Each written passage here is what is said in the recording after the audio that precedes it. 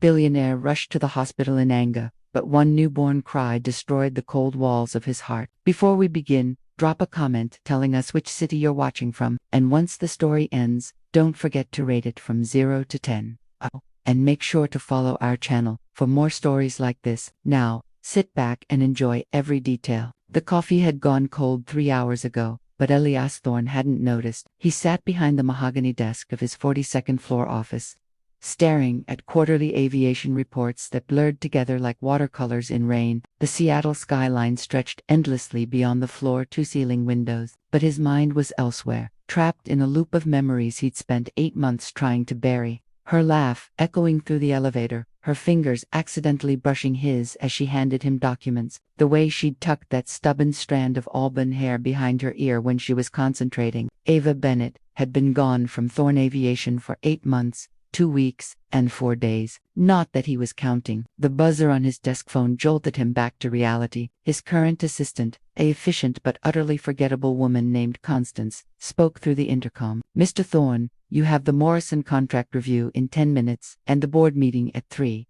Should I cancel them?" Elias said without looking up. "Sir, cancel everything for today." He rubbed his temples, feeling the familiar weight of exhaustion that had become his constant companion since that morning when he destroyed the best thing that had ever happened to him. The memory crashed over him like a rogue wave. Ava standing in his office doorway, her green eyes wide with hurt and confusion. "Elias, please, just listen to me. There's nothing between Jameson and me. There never was." But he'd already made up his mind, already convinced himself that the polite smile she'd given his business partner during their merger meeting meant something more. It was good while it lasted. "Ava, let's keep this professional from here on out." The way her face crumpled, the way she'd whispered, "I thought you knew me better than that." Elias pushed back from his desk and walked to the window. Somewhere out there in this vast city, she was living a life that didn't include him. He'd made sure of that with his paranoid assumptions and his inability to trust the one person who'd actually seen through his carefully constructed walls. His phone rang. He almost didn't answer. Constance knew better than to transfer calls when he was in one of his moods,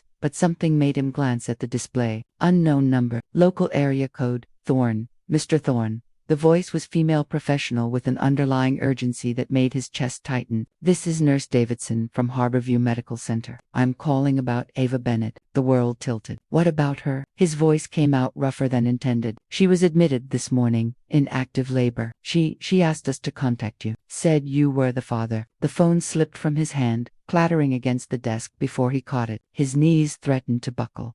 "Mr. Thorne, are you there? Labor? Father Ava?" 1,000 thoughts crashed through his mind simultaneously. The math was impossible to ignore. 8 months since she'd left, 9 months for a pregnancy, which meant she'd been carrying his child when he'd thrown her out of his life like she was nothing. "Sir, if you're planning to come, she's in the maternity ward room." Elias was already moving, grabbing his keys, his coat, leaving everything else behind. His heart hammered against his ribs as he waited for the elevator, each second stretching into eternity. The ride to the hospital passed in a blur of traffic lights and half-formed prayers to a God he hadn't spoken to since he was 7 years old. He parked haphazardly in the emergency zone, not caring about tickets or towing. The antiseptic smell of the hospital hit him like a physical force as he strode through the automatic doors. His Italian leather shoes clicked against the polished linoleum as he followed signs to the maternity ward, each step echoing the frantic beating of his heart. He was almost to the elevator when he heard it, a sound that stopped him dead in his tracks and shattered every carefully constructed wall he'd built around his heart. The thin, desperate wail of a newborn baby,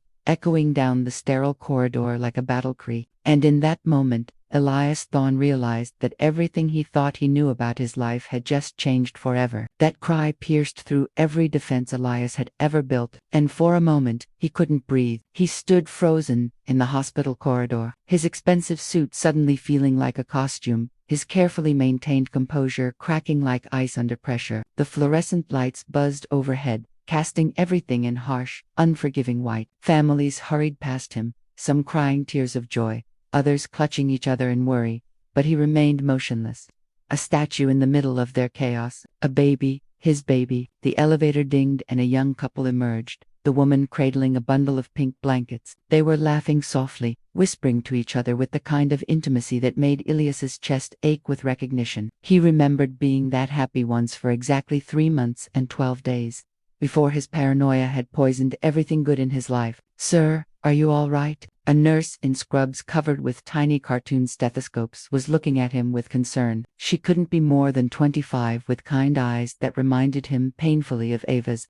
"I'm looking for room." He realized he'd hung up before getting the room number. Ava Bennett. She had a baby. The nurse's expression softened with understanding. "Are you the father?" The question hit him like a physical blow. Was he, biologically? Almost certainly. But what did that word even mean? His own father had been nothing more than a signature on trust fund documents, and a voice on the other end of boarding school phone calls. "I think so," he said, and the honesty of it surprised him. "Room 314, 3rd floor." She pointed toward the elevator bank. "Visiting hours end at 8, but for immediate family." He was already walking away, his long strides eating up the distance to the elevator. His hand shook as he pressed the button.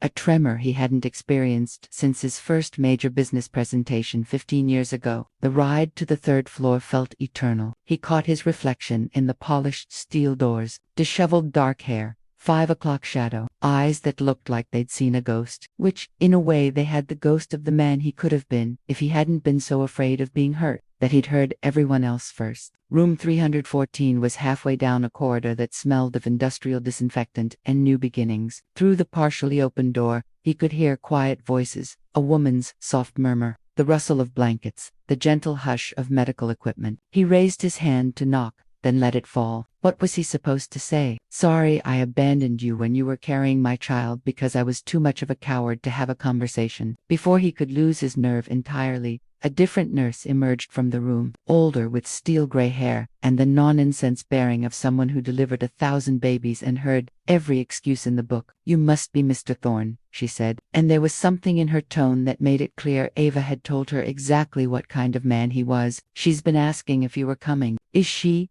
Are they both okay?" "Healthy baby boy, 7 pounds 2 Mom's exhausted, but doing fine." The nurse studied him with sharp eyes. "She went through labor alone, 12 hours, no partner, no family, just her and the pain." The words landed like bullets, each one finding its mark. Elias closed his eyes briefly, imagining Ava scared and alone, clutching the hospital bed rails through contractions with no one to hold her hand or tell her she was brave. Can I see them?" "That depends. Are you here to make things better or to make them worse?" He met her stare directly. "I don't know yet." Something in his honesty must have satisfied her because she stepped aside. "She's awake. The baby's sleeping. And Mr. Thorne, whatever you did before, now's your chance to do better." He nodded, not trusting his voice, and stepped into the room. The first thing he saw was Ava propped up against pillows, her auburn hair damp with sweat and falling in gentle waves around her face. She looked exhausted and radiant and absolutely heartbreaking all at once. Her green eyes met his across the small space, and he saw no anger there,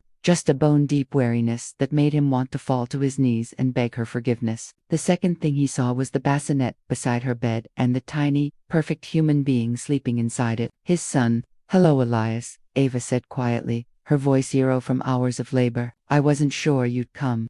The silence stretched between them like a chasm filled with 8 months of unspoken words and broken promises. Elias stood in the doorway, his hands clenched at his sides, drinking in the sight of her. Ava looked different, not just tired from labor, but changed in some fundamental way. There was a strength in her posture that hadn't been there before, a quiet dignity that made his chest tighten with both admiration and regret. "You look," he started, then stopped. "Beautiful, exhausted, like everything he'd thrown away." None of the words felt adequate. "Like I just delivered your son," she finished for him. And there was no bitterness in her voice, just a matter-of-fact gentleness that somehow hurt more than anger would have. He took a tentative step into the room, his expensive shoes silent on the hospital linoleum. The bassinet drew his eyes like a magnet, but he couldn't bring himself to look directly at the sleeping baby yet. If he did, if he saw his own features reflected in that tiny face, he might break completely. "Why didn't you tell me?" The question escaped before he could stop it. Ava's laugh was soft and hollow. Before or after you decided I was sleeping with your business partner based on a polite smile. The words hit him like a slap, but he deserved them. He deserved worse. Ava, I tried to tell you that morning, she continued, her voice growing stronger. I came to your office at 7:30, before anyone else arrived. I had the test results in my purse and this ridiculous speech planned about how scared I was, but how maybe we could figure it out together. Elias remembered that morning with painful clarity. She'd knocked on his door looking nervous and beautiful in a way that had made his paranoid heart assume the worst. He'd been so convinced that she was coming to confess her affair with Jameson, that he'd cut her off before she could speak. Save it, Ava. I know what this is about. Let's just keep things simple. She'd stared at him for a long moment, her lips parted as if she wanted to say something. Then she'd simply nodded and walked away. He'd thought it was guilt. It had been heartbreak. I was going to tell you about the baby, she whispered, her fingers absently stroking the edge of the hospital blanket. But you looked at me like I was a stranger, like everything we'd shared meant nothing. So I decided that if you could throw us away so icily, maybe you didn't deserve to know. The admission hung in the air between them, raw and honest.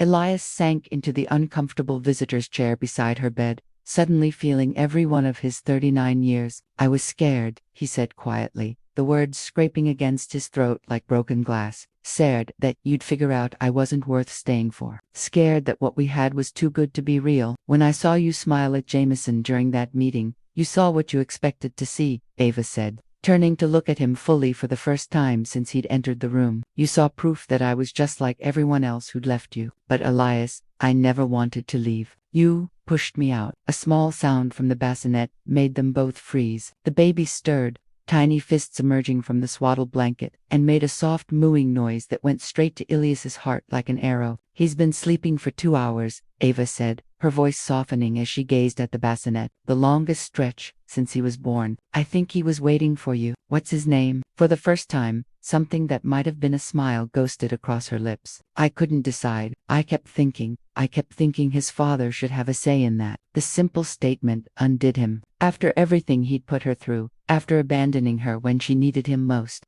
she'd still reserved that right for him, still held space for him in their son's life.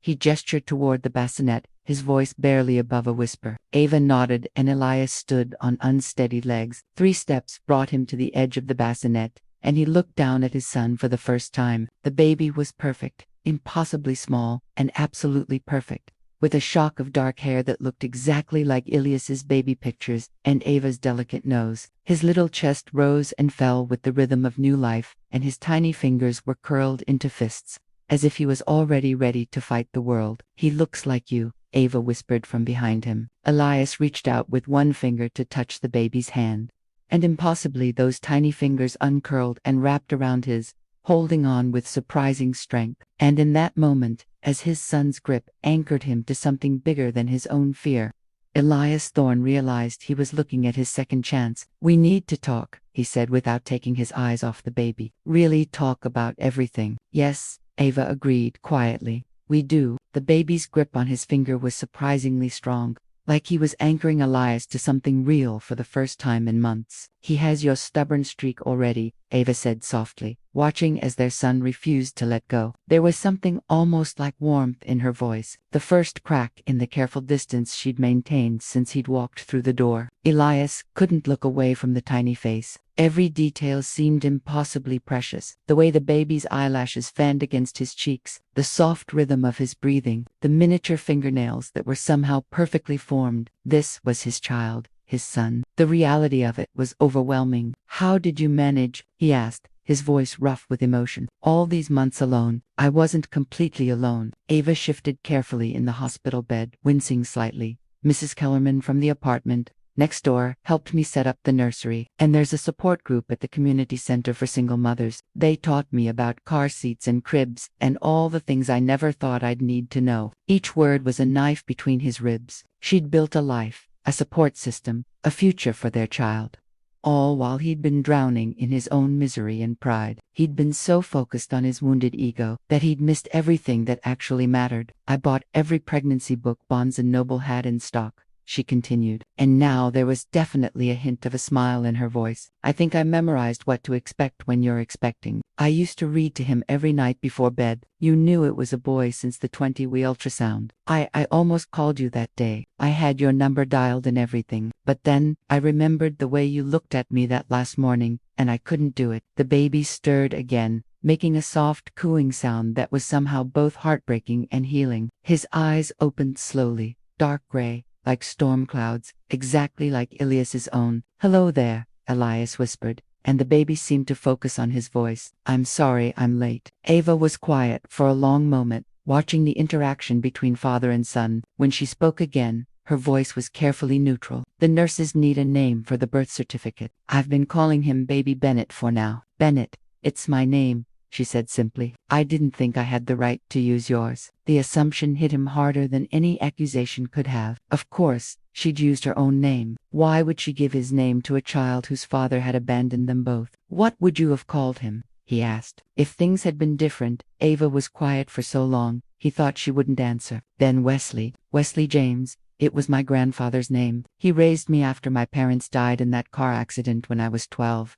He was the only man who never let me down." The implications stung, but Elias accepted it. He'd earned her distrust. "Wesley," he repeated, testing the name. The baby's eyes seemed to widen at the sound. "Wesley Thorne, Elias. He's my son, too," he said quietly, finally looking up from the bassinet to meet her eyes. "I know I have no right to ask for anything after what I did. I know I destroyed whatever trust we had, but he's my son, and I want him to have my name. I want him to know he belongs to both of us." Ava studied his face for a long moment, searching for something. "And what happens when you get scared again? When something makes you doubt or second guesses is everything? Do I get another cold dismissal? Does Wesley lose his father all over again?" The questions were fair and brutal and necessary. Elias carefully extracted his finger from his son's grip and moved to the chair beside Ava's bed, close enough to see the exhaustion in her eyes and the careful walls she'd built around her heart. "I can't promise I won't make mistakes," he said. "I can't promise I won't get scared or say the wrong thing, but I can promise that I'll never walk away again. Not from him, not from you, not without a fight." Pretty words, Elias. You always were good with pretty words. "Then let me prove it with actions." He leaned forward, his hands clasped tightly in his lap. "Let me be here. Let me learn how to change diapers and warm bottles and do all the things I should have been doing for the past 8 months. Let me show you that I can be the man you both deserve." Ava closed her eyes, and for a moment she looked every bit as young and vulnerable as she had that first day. She'd walked into his office with her resume and her nervous smile. "I'm tired, Elias," she whispered. "I'm so tired of being strong all the time. I don't know if I have the energy to teach you how to love us." The admission broke something open in his chest. "Then don't. Just let me figure it out. Let me be here while I figure it out."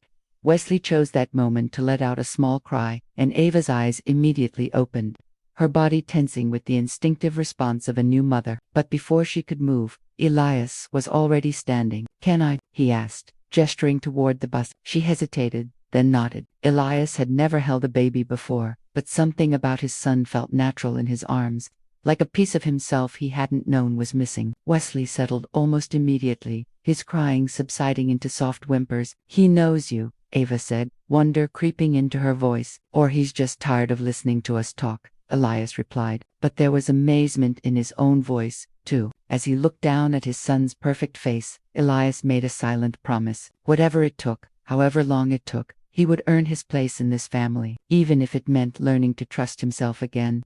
3 days later, Elias found himself standing in the baby section of Target at 6 o'clock in the morning, completely overwhelmed. He'd never realized how many different types of diapers existed.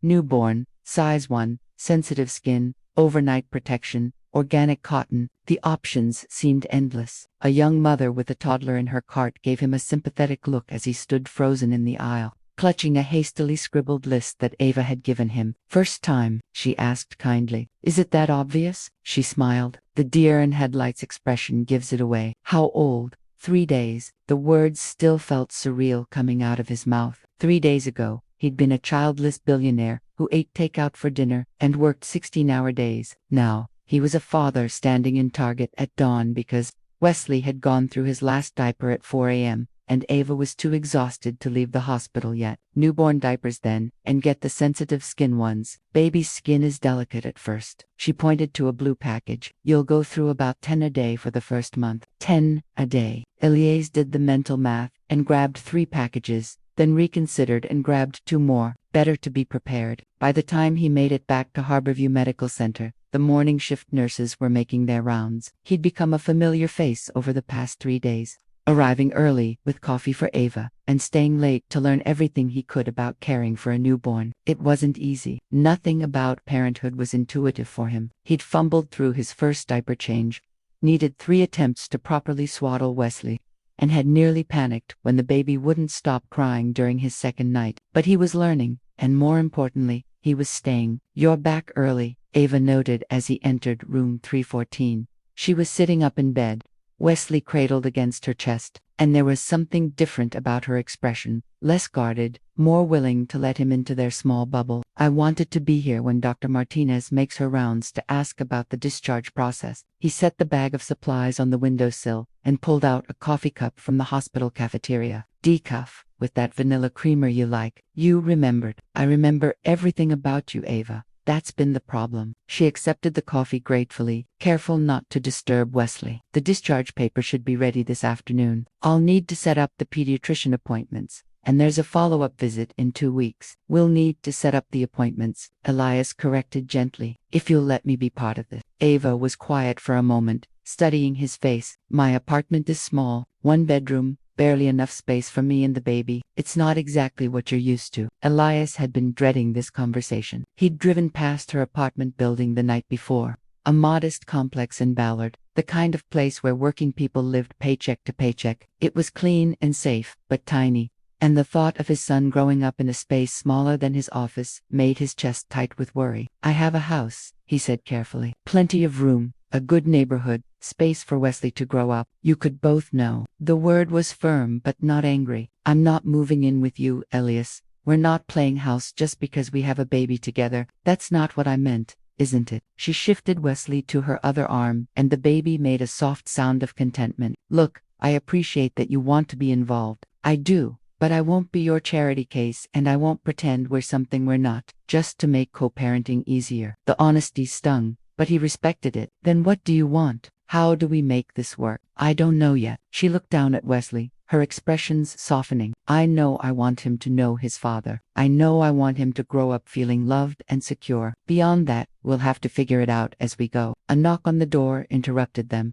Dr. Martinez entered, followed by a social worker Elias hadn't met before, a middle-aged woman with kind eyes and a clipboard. Good morning, Ms. Bennett, Mr. Thorne. Dr. Martinez smiled warmly. I have good news. Mom and baby are both cleared for discharge this afternoon. All the tests came back normal. Feeding is going well, and Wesley is gaining weight beautifully. That's wonderful, Ava said, relief evident in her voice. The social worker stepped forward. I'm Janet Morrison. I just need to go over a few things for the discharge paperwork, living arrangements, emergency contacts, that sort of thing, of course. Ava straightened slightly, and Elias could see her preparing for what she clearly expected to be a difficult conversation. Will you be going home with the father? Janet asked, pen poised over her clipboard. No, I have my own apartment.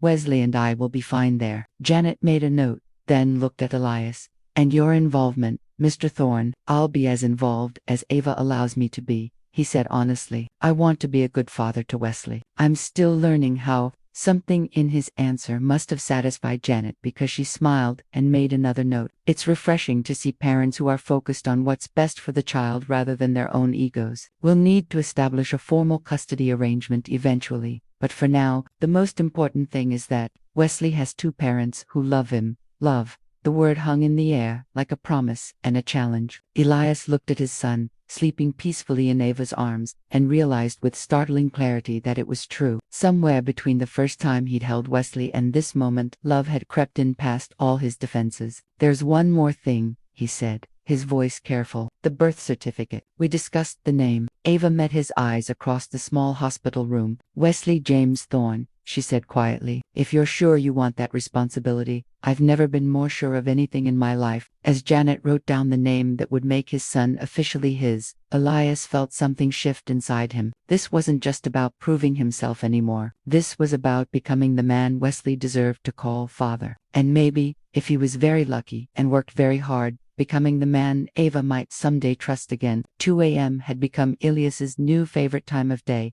though he never would have believed it. A week ago, he sat in the worn recliner beside Wesley's crib, bottle-feeding his son by the soft glow of a nightlight shaped like a crescent moon. Ava's small apartment was quiet, except for the gentle sounds of Wesley nursing, and the distant hum of traffic from Aurora Avenue. Through the thin walls, he could hear Mrs. Kellerman's television playing late-night infomercials at low volume. "Your mom's finally getting some sleep," he whispered to Wesley, who stared up at him with those serious gray eyes. "She's been running on about 3 hours a night since we brought you home. I don't know how she did it alone for so long." The past week had been a revelation. Elias had restructured his entire life around feeding schedules and diaper changes, delegating most of his business responsibilities to his capable team. He'd never imagined that watching a tiny human sleep could be more fascinating than quarterly profit reports. But here he was, completely captivated by every breath his son took. Wesley finished his bottle, and Elias lifted him carefully to his shoulder,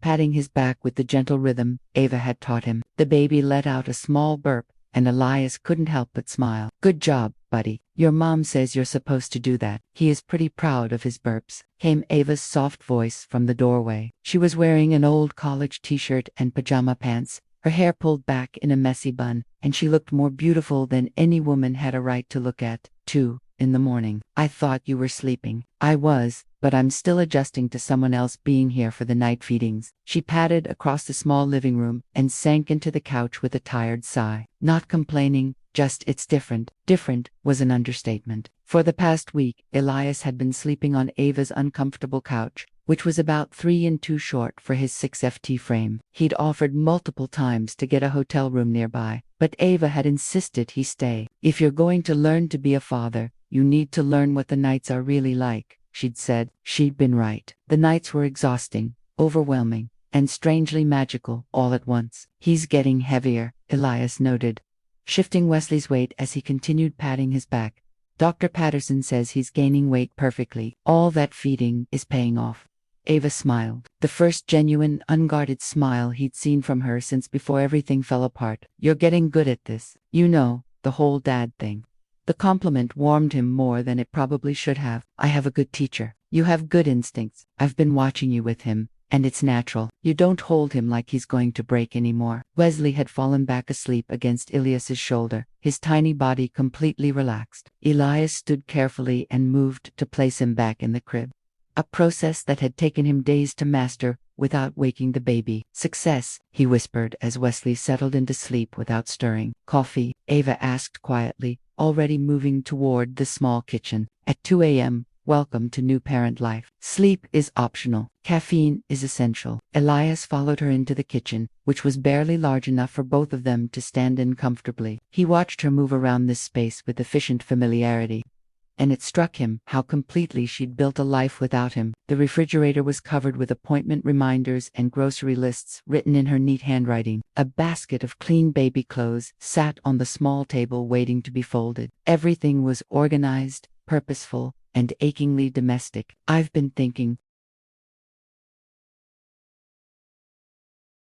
Ava said as she started the coffee maker, "about what comes next when you go back to your real life." "This is my real life now." She turned to face him, leaning against the small counter. "Elias, you can't sleep on my couch forever. You have a company to run, a life in downtown Seattle. This," she gestured around the tiny apartment, "this isn't sustainable for you. What if I don't want to go back to that life?" "What do you mean?" Elias ran a hand through his hair, trying to find the right words. "A week ago, my biggest concern was whether the Johansson merger would close on time. I worked 14-hour days and ate dinner at my desk and called that living. Now I spend half the night feeding our son, and I've never been happier." "Tell me how that makes sense." Ava poured coffee into 2 mismatched mugs. His was a souvenir from Pike Place Market. Hers had a cartoon cat on it that was probably left over from college. "It makes sense because you love him, she said simply. But love doesn't pay for diapers and doctor visits and college funds. You have responsibilities. My biggest responsibility is to him, to both of you. I don't need you to take care of me, Elias. Her voice was gentle but firm. I was doing fine before you came back. Fine isn't the same as happy. The words hung between them, and Elias immediately regretted them. He had no right to make assumptions about her happiness, no right to suggest her life was lacking without him in it. I'm sorry, he said quickly. I didn't mean no, you're right. Ava wrapped her hands around her coffee mug, staring down at the dark liquid. I was surviving, not living, but that was my choice to make, just like this is my choice to make. What choice? She looked up at him, and he saw something in her eyes that made his chest tighten with hope and fear in equal measure. Whether to let you try again, whether to trust that you won't run the next time things get complicated. She paused, taking a shaky breath. Whether to admit that having you here this week has felt like maybe we could be a family after all. The admission hit him like a physical blow. All week he'd been afraid to hope for more than co-parenting, afraid to push for something she wasn't ready to give. Ava, I'm scared, she whispered. I'm terrified that if I let myself believe in us again, you'll find another reason to doubt me, another excuse to walk away. Elias sat down his coffee and moved closer, close enough to see the exhaustion and hope wearing in her green eyes. I'm scared too, he admitted. Scared that I'll mess this up again. We're scared that I don't know how to be the man you both deserve. But I'm more scared of not trying. A soft cry from the living room interrupted them, and they both smiled at the familiar sound. Wesley's ready for round 2. Ava said softly. I'll get him. As Elias walked back toward the crib, he heard Ava whisper behind him, we'll figure it out somehow. And for the first time in a week, Elias believed they actually might. The grocery store on a Tuesday afternoon was a completely different world than Elias had ever experienced. He pushed the cart down the cereal aisle, while Wesley slept peacefully in his car seat, which was carefully secured in the cart's main basket. Ava walked beside him, checking items off a list written on the back of an envelope, and for a moment, they looked like any other young family doing their weekly shopping. We need formula, but not the expensive kind, Ava said, pausing in front of the baby section. The store brand works just as well, and it's half the price. Elias automatically reached for the name brand option, then caught himself. 2 weeks ago, he wouldn't have thought twice about spending an extra $20 on formula. Now, watching Ava carefully compare prices and check for sales, he was beginning to understand how different their worlds really were. The pediatrician said Wesley's doing great on what we've been using, she continued, placing the generic formula in the cart. No need to fix what isn't broken. Ava, he said carefully, you know I can help with expenses, right? Wesley is my son, too. I know, and I appreciate that. But I'm not comfortable with you paying for everything just because you can. She moved toward the produce section and he followed, still trying to navigate this new dynamic. I want to contribute too. I want to feel like an equal partner in this, even if it means choosing the cheaper option when there's no need to. She stopped walking and turned to face him, her expression serious, especially then. Elias, you make more money in a month than I've made in my entire life. If I let you start paying for everything, what happens to my independence? What happens when Wesley gets older and wonders why Daddy buys everything and Mommy contributes nothing? The question hit him harder than he'd expected. He'd been thinking about financial contributions in terms of practical necessity, but she was thinking about their son's future understanding of relationships and equality. I never thought about it that way. I know you didn't. And that's not your fault. You've never had to. She reached over and adjusted Wesley's blanket, her touch gentle and automatic. But I have to think about these things. I have to think about what kind of example we're setting. They continued shopping in comfortable silence for a few minutes, and Elias found himself really looking at the other shoppers for the first time. A mother with 2 small children was carefully counting items as she placed them in her cart. An elderly man was comparing the prices of different pasta brands. A young couple was having a quiet argument about whether they could afford the organic milk. I want to show you something, he said suddenly. What, this weekend? If you're willing, there's something I want you and Wesley to see. Ava looked skeptical. Elias, if this is about your house again, it's not about moving in. It's about understanding, about showing you what I meant when I said, I want this to be my real life. Saturday morning found them driving through the streets of Queen Anne, Wesley, sleeping peacefully, in his car seat in the back of Elias's Range Rover Ava had been quiet during the drive, occasionally giving directions, even though Elias's GPS was perfectly capable of getting them to their destination. "Turn left here," she said as they approached a small residential street lined with modest single-family homes. Elias followed her directions and pulled up in front of a house he'd never seen before. A 1940s bungalow with a small front yard and a porch that had seen better days. An elderly woman was sitting on the front steps, and her face lit up when she saw their car. "Mrs. Kellerman?" Elias asked. "I asked her to watch Wesley for a couple hours," Ava explained, already getting out of the car. "There's something I want to show you, too." They transferred Wesley in his diaper bag to Mrs. Kellerman, who cooed over him like he was her own grandchild, and then Ava led Elias to a bus stop at the corner. "We're taking the bus. You said you wanted to understand my life. This is part of it." The ride took 45 minutes and 3 transfers. Elias, who was used to traveling everywhere by car or private plane, found himself fascinated by the cross-section of Seattle life on public transportation. Ava seemed completely at ease, chatting quietly with him about Wesley's sleep schedule and her plans to return to work part-time. "This is our stop," she said, as the bus pulled up to a busy intersection in South Seattle. She led him down a street lined with small businesses: a laundromat, a corner market, a Vietnamese restaurant with plastic tables on the sidewalk. Finally, she stopped in front of a narrow storefront with a hand-painted sign, "Bright Beginnings Child Care."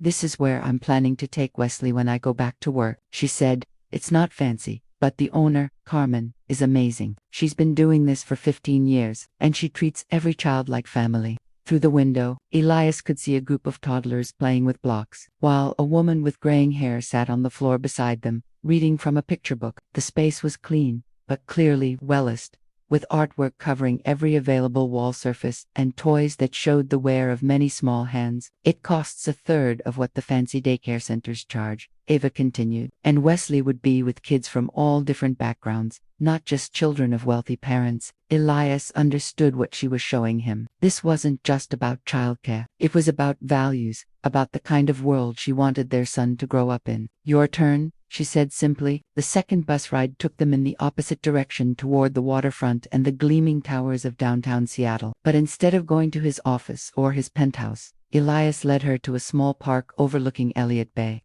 "I used to come here when I was a kid," he said as they found a bench facing the water. "My parents were always traveling or working, and sometimes the nanny would bring me here to feed the ducks. It's beautiful. I was thinking maybe this could be Wesley's place, too. Not fancy or expensive, just somewhere he could come when he needs to.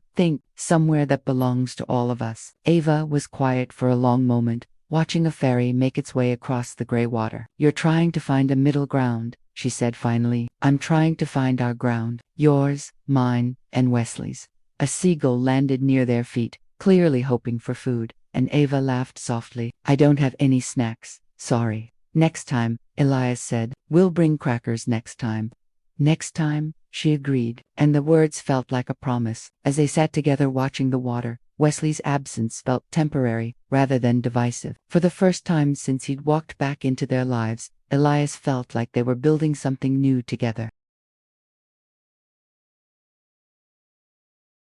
Not trying to recreate what they'd lost, but creating something better. The call came at 7:43 p.m. on a Thursday, just as Elias was giving Wesley his evening bottle. "Elias Thorne," he answered, balancing the phone between his ear and shoulder, while keeping his eyes on his son's sleepy face. "Mr. Thorne, this is Rebecca from your office. I'm so sorry to call this late, but there's been a development with the Morrison acquisition. Their legal team is threatening to pull out unless we can get someone to Tokyo by tomorrow night." Elias felt his stomach drop. The Morrison deal had been 18 months in the making, a merger that would expand Thorne Aviation into the Asian market and secure the company's future for the next decade. "Can't Jameson handle it?" he asked, though he already knew the answer. His business partner was brilliant with numbers, but terrible at the delicate personal negotiations that had made this deal possible. "Mr. Morrison specifically asked for you, sir," he said. "If you're not there for the final signing, he'll take it as a sign that Thorne Aviation isn't fully committed." Wesley had finished his bottle and was making soft cooing sounds against Elias's shoulder. From the kitchen, he could hear Ava humming quietly as she cleaned up from dinner. a domestic symphony that had become the soundtrack of his new life. How long would I need to be there? 3 days minimum, maybe 4, if there are complications.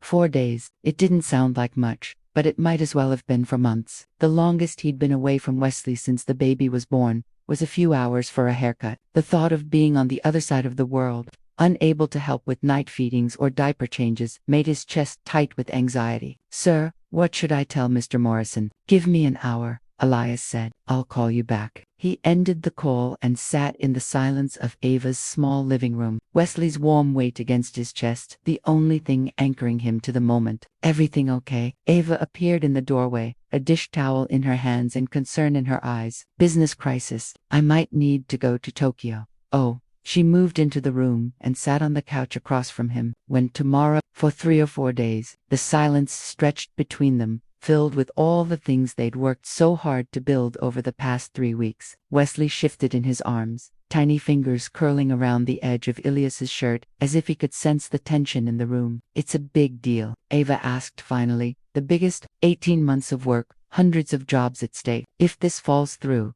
he shook his head. It would be a significant blow to the company. Then you have to go.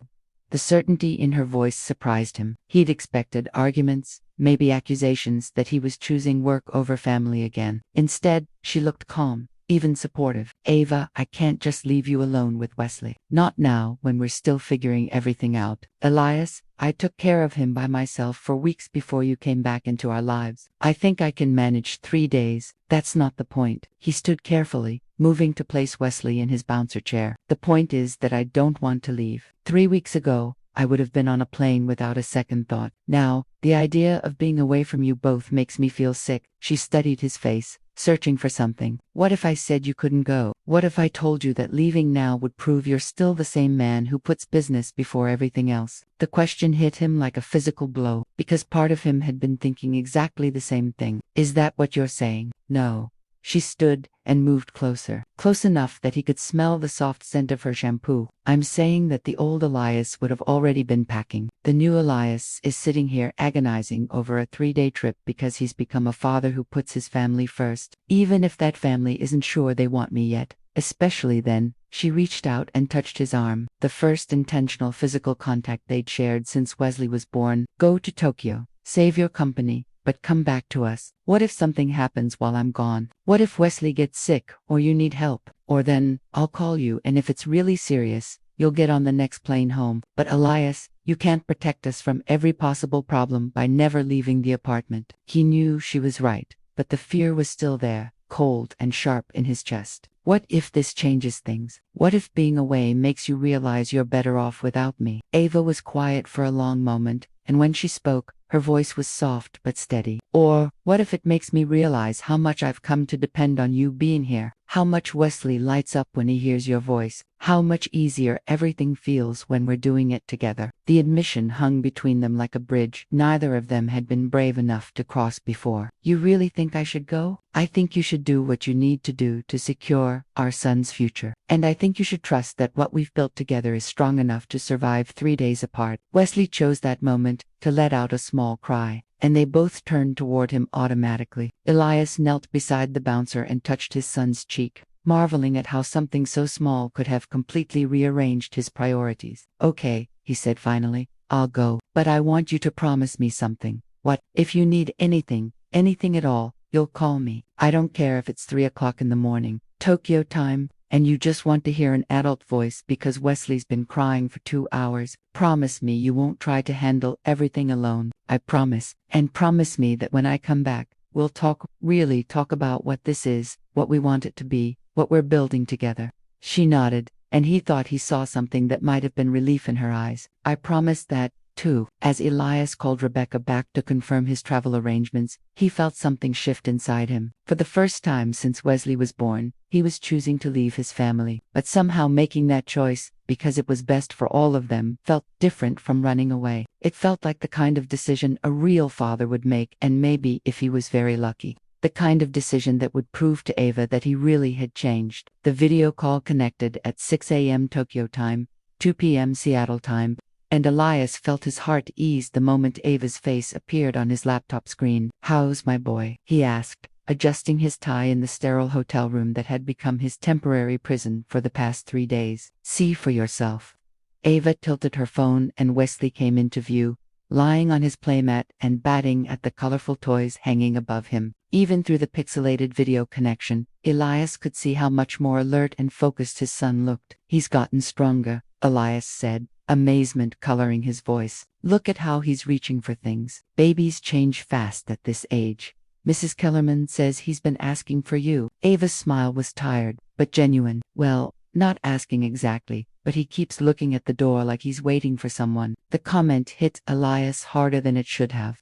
3 days, he'd only been gone 3 days, and already he felt like he was missing everything important. How are you holding up? He asked, studying her face for signs of exhaustion or stress. Better than I expected, actually. I forgot how much I enjoyed having the apartment to myself sometimes. Don't get me wrong, she added quickly. I miss having you here, but it's been nice to remember that I can handle things on my own when I need to. There was something in her tone that made Elias set down the coffee cup he'd been holding. Ava, is everything all right? You sound, different, confident, like something's changed. She was quiet for a moment, and he watched her adjust Wesley's position on the mat before answering. I've been thinking a lot these past few days about us, about what we're doing, about what I want, and I realized something important. She looked directly into the camera and even across the thousands of miles between them. Her gaze felt intense and purposeful. I've been so afraid of getting hurt again that I've been holding back, keeping you at arm's length, even while letting you into our lives. Elias felt his pulse quicken. What are you saying? I'm saying that watching you agonize over leaving for this trip,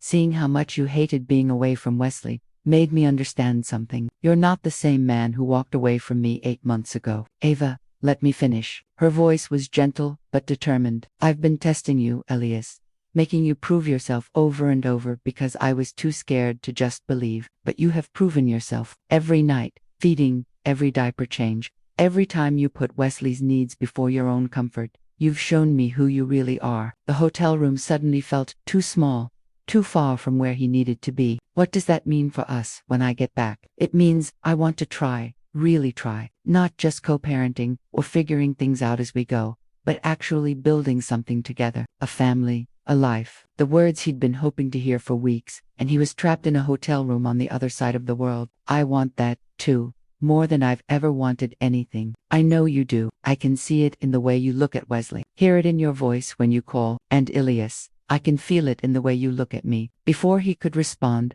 his phone buzzed with a text from Rebecca. Morrison wants to meet in 10 minutes. Final signatures today. I have to go, he said reluctantly. The final meeting is starting. Go close your deal. We'll be here when you get back. Ava, thank you for trusting me to leave and for everything you just said.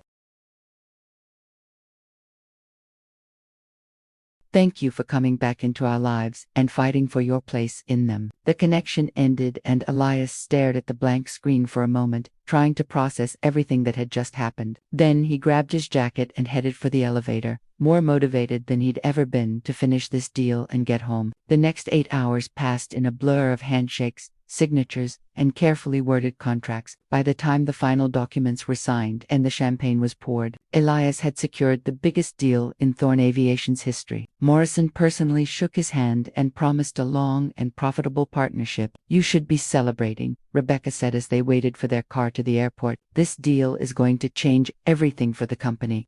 I am celebrating, Elias replied, checking his watch and calculating time zones. I'm just celebrating what's waiting for me at home, more than what we accomplished here. The flight back to Seattle felt endless. Elias tried to sleep, but found himself too wired, too eager to get back to his family. He spent most of the 14 hours thinking about Ava's words, about the future they might actually be able to build together. When he finally walked through the door of Ava's apartment at 11 p.m. on Sunday night, the first thing he heard was crying, not Wesley's usual hungry cry, but the distressed wail of a sick baby. Ava, he called out, dropping his suitcase and moving quickly toward Wesley's corner of the living room. In here, came her exhausted voice from the bathroom. He found them both in the small space. Ava, sitting on the edge of the bathtub, while Wesley, wearing only a diaper, cried in her arms. The air was thick with steam from the hot shower running behind the closed curtain. What's wrong? Elias asked, immediately moving to check Wesley's forehead with the back of his hand. He started running a fever about 6 hours ago. I called the pediatrician, and she said to try a steam bath to help with congestion. He's been crying on and off since this afternoon. Ava looked utterly exhausted, her hair damp from the steam and her eyes red with worry and fatigue. Without thinking,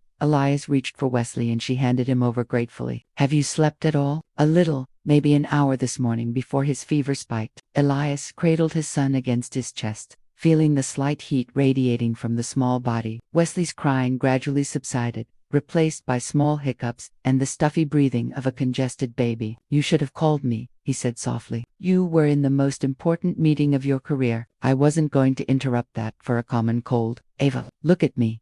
When she raised her tired eyes to his, he continued, there is no meeting, no deal, no amount of money that's more important than you calling me when our son is sick. Do you understand that? She nodded, and he saw tears threatening at the corners of her eyes. I missed you, she whispered. Both of us did. And when he got sick, I realized how much easier everything is when you're here. I missed you, too. Both of you so much that I thought about getting on a plane home yesterday, deal or no deal. But you stayed and finished what you started. I did, because you were right. Wesley deserves a father who can provide for his future. But he also deserves a father who's here when he needs him. Wesley had fallen asleep against Elias's shoulder, his breathing gradually becoming easier in the steamy air. Ava turned off the shower and leaned against the bathroom wall, looking like she might collapse from exhaustion. Come on, Elias said gently. Let's get you both some rest. As he carried his sleeping son toward the crib and helped Ava to the couch, Elias realized something had fundamentally shifted during his time away. They weren't just figuring out co-parenting anymore. They were becoming a family. Wesley's fever broke on the third night after Elias returned from Tokyo, but it wasn't until the following morning that everything else broke open between them. Elias woke up on the couch to find Ava standing by the window holding their son and staring out at the gray Seattle dawn. She was wearing one of his old t-shirts. Something that had happened gradually over the past few weeks as the boundaries between his things and hers began to blur, and her hair was loose around her shoulders. He's better, she said without turning round. Temp's been normal for 6 hours. That's good. Elias sat up, running a hand through his sleeper-rumpled hair. How? Are you scared? The honesty in her voice made him stand and move closer. About Wesley. About this. She turned to face him, and he saw something raw and vulnerable in her green eyes. About us, about how right this feels, and how terrified I am that I'm going to mess it up. Wesley was awake in her arms, looking between his parents with the serious expression that made him seem wise beyond his 6 weeks. Elias reached out to touch his son's cheek, and Wesley immediately turned toward his father's hand. You're not going to mess anything up. You don't know that. Ava's voice was barely above a whisper. I've never done this before, Elias. I've never been part of a family, never had someone who stayed. What if I don't know how? The admission hit him like a physical blow. In all their conversations about his fears and his past mistakes, he'd never really considered that she might be just as terrified as he was, just for different reasons. Tell me, he said gently. Tell you what about not having a family, about people not staying. Ava moved to sit on the couch, settling Wesley against her chest. For a moment, Elias thought she wouldn't answer. Then she began to speak, her voice soft and distant. After my parents died, I lived with 6 different foster families over 4 years. Some were nice, some weren't, but none of them were permanent. I learned not to get too attached, not to expect anyone to keep me. She stroked Wesley's back with gentle circles. My grandfather was the exception. He took me in when I was 16. And for 2 years, I actually believed in family again. Then, he had his heart attack. How old were you? 18. Technically an adult. So back into the system I went until I aged out. She looked up at him, and he saw tears threatening at the corners of her eyes. Do you know what it's like to never be anyone's first choice? To always be temporary? Elias sank down beside her on the couch, close enough to touch but not presuming to. Is that why you were so angry when I walked away? Not just because of what we had, but because you proved that I was temporary again, that even when someone claimed to love me, I was still disposable the moment things got complicated. The words were like arrows, each one finding its mark in his chest. He thought about that morning, 8 months ago, about the cold efficiency with which he dismissed her, and felt sick with the knowledge of what his cowardice had cost them both. Ava, I am not telling you this to make you feel guilty, she interrupted. I'm telling you because I need you to understand why this is so hard for me. Why even now when everything feels perfect, I keep waiting for you to realize that I'm not worth the trouble. Wesley made a soft sound and turned his head toward Elias as if he could sense the tension in the room. Without thinking, Elias reached for his son, and Ava handed him over. You want to know what I realized in Tokyo, Elias said, settling Wesley against his shoulder. I realized that I spent so many years being afraid of being hurt that I became someone who hurt other people first. I thought it was protecting me, but all it did was ensure that I'd end up alone. You're not alone now. No, I'm not, and neither are you. He shifted so he could look directly at her. Ava, you are not temporary. You are not disposable. You are the mother of my child and the woman I fell in love with, and I will spend the rest of my life proving to you that you are worth everything. How can you be so sure? Because look at what you built. He gestured around the small apartment, but he meant something bigger than the physical space. Look at the life you created for yourself and for Wesley. Look at how you loved our son, even when you had every reason to hate me. Look at how you let me back in when you could have shut me out forever. Tears were sliding down her cheeks now, and she didn't try to wipe them away. I don't know how to be in a relationship, Elias. I don't know how to trust that someone will stay when things get hard. Then we'll learn together. We'll mess up and figure it out and mess up again, and we'll keep choosing each other anyway. What if I get scared and push you away? Then I'll remind you that I'm not going anywhere. What if I get overwhelmed and say something stupid? Then I'll remind you that you're not the same man who ran away 8 months ago. Wesley had fallen asleep between them, his tiny body warm and trusting against Elias's chest, looking down at his son, then up at the woman who had given him everything he'd never known he wanted. Elias felt something settle in his chest that he'd never experienced before. Peace,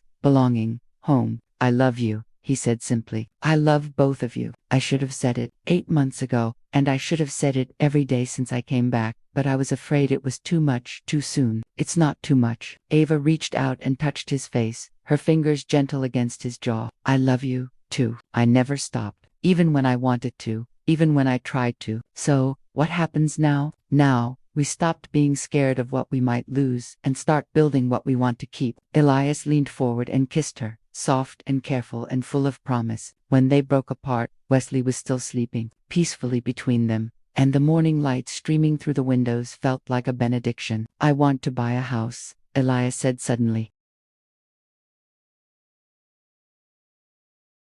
Not for you to move into, but for us to choose together. Somewhere with a yard for Wesley to play in, and bedrooms for more children someday, if we want them. Somewhere that's ours. I'd like that. I want to marry you. Not because we have a baby together, but because I can't imagine my life without you in it. I'd like that, too. I want to be the man you deserve, the father Wesley deserves, the partner you can count on. You already are, Ava whispered, and for the first time since he'd known her, her voice held no doubt, no fear, no reservation. Only love and certainty, and the promise of all their tomorrows. Outside, Seattle was waking up, cars starting, coffee brewing, people beginning their ordinary days. But inside Ava's small apartment, something extraordinary was happening. A family was being born. 2 years later, the sound of toddler laughter echoed across the backyard as Wesley James Thorne chased soap bubbles with the determined focus that only a 2-year-old could possess. Elias sat on the back porch of their Queen Anne home,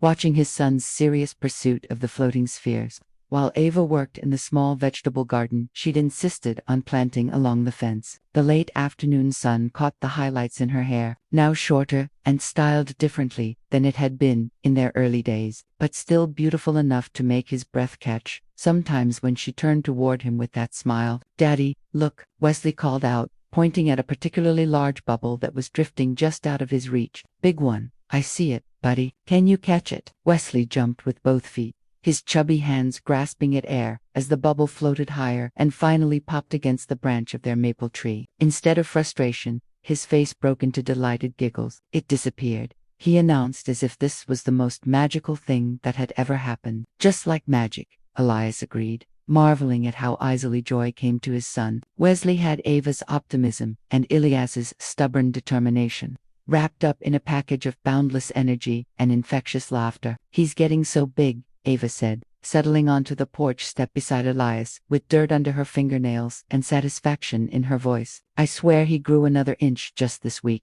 Mrs. Patterson at daycare says he's been asking about airplanes constantly, wants to know how they stay up in the sky, wonder where he gets that from. Ava bumped his shoulder playfully. Maybe it's time for that first flying lesson you keep threading. When he's 3, that was the deal. They sat in comfortable silence for a moment, watching Wesley discover a ladybug on the grass and immediately squat down to examine it with scientific intensity. Everything was worth investigating when you were 2 years old. Every day held new wonders. I got a call from Carmen today, Ava said, referring to Wesley's daycare provider. She wanted to let us know that Wesley's been taking care of the younger babies, bringing them toys when they cry, sharing his snacks. He's got your heart and your protective instincts. She leaned against Elias's shoulder, and he automatically wrapped an arm around her. Do you ever think about that morning when everything fell apart? It had been months since either of them had brought up those dark days, but Elias knew exactly what she meant. Which part? The part where you were so convinced I was leaving that you pushed me away first. Do you ever wonder what would have happened if you just asked me? Elias considered the question seriously. We probably would have figured it out sooner. Wesley might have had both his parents from the beginning, but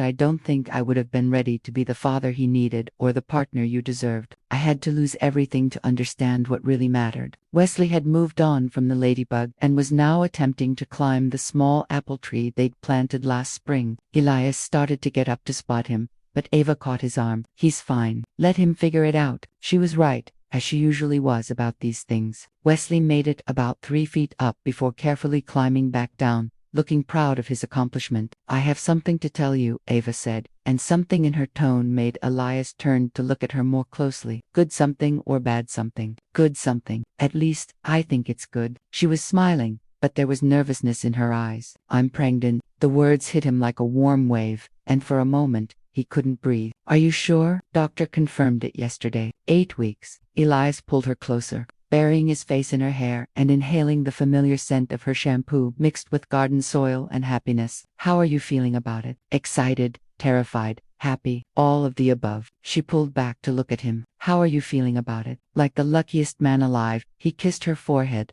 then her nose, then her lips. Wesley's going to be a big brother. Think he'll be okay with sharing? As if summoned by their conversation, Wesley abandoned his tree climbing and ran toward them, throwing himself onto Elias's lap with the complete trust of a child who had never known anything but love and security. Mama, Daddy, look what I found. He opened his small fist to reveal the ladybug, which immediately flew away. Instead of chasing it, Wesley watched it go with wonder. She went home to her babies. Elias and Ava exchanged a look over their son's head, both thinking the same thing. Somehow this little boy already understood what mattered most. Wesley, Ava said gently, how would you feel about having a little brother or sister? Wesley's eyes went wide. A baby like at Miss Carmen's, like that, but one who would live here with us. Would you like that? Wesley considered this with the seriousness he brought to all important decisions. Would I teach them about bubbles? You would teach them about lots of things. Okay, but I'm still the big boy, right? You'll always be our first baby, Elias assured him, and Wesley nodded as if this settled everything important. As the sun began to set behind the Olympics, painting the sky in shades of pink and gold, the three of them sat on their porch, in the home they'd chosen together, watching bubbles drift across the yard and talking about the baby who would join their family in 7 months. Elias thought about the man he'd been 3 years ago, successful but empty, wealthy but alone,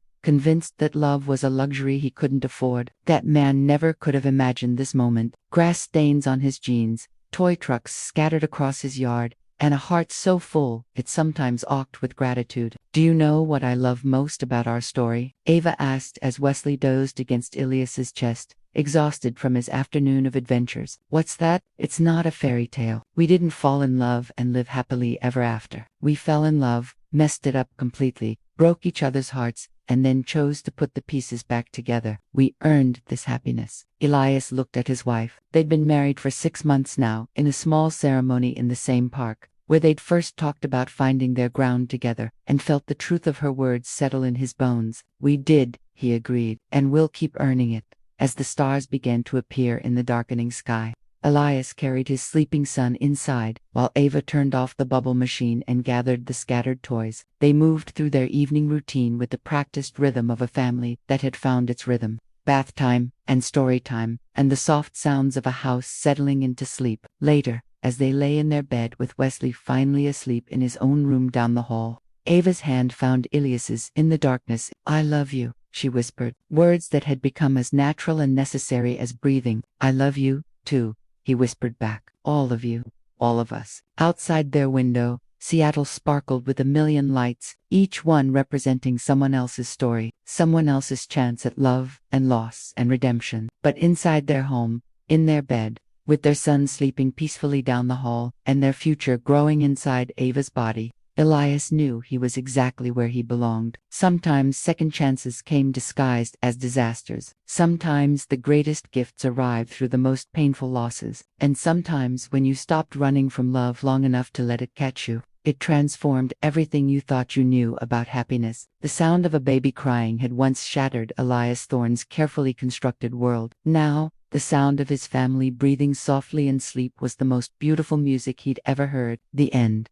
Have you ever had a moment where fear made you push away the very thing you needed most? Where pride or past hurt convinced you to choose safety over love? Elias and Ava's story reminds us that sometimes our biggest mistakes can lead to our greatest redemptions, but only if we're brave enough to fight for what truly matters. What would you have done in Elias's place that morning 8 months ago? Would you have had the courage to ask the hard questions instead of making assumptions? And if you were Ava, could you have found the strength to trust again after being abandoned when you needed someone most? Love isn't about perfect people finding each other. It's about imperfect people choosing each other over and over again, even when it's hard, especially when it's hard. Your participation in our channel is very important. Please leave your opinion in the comments. Thank you for watching. If you enjoyed the story, please subscribe to our channel and leave a comment below, letting us know what you thought. Your feedback and support mean a lot to us. Stay tuned for more exciting stories.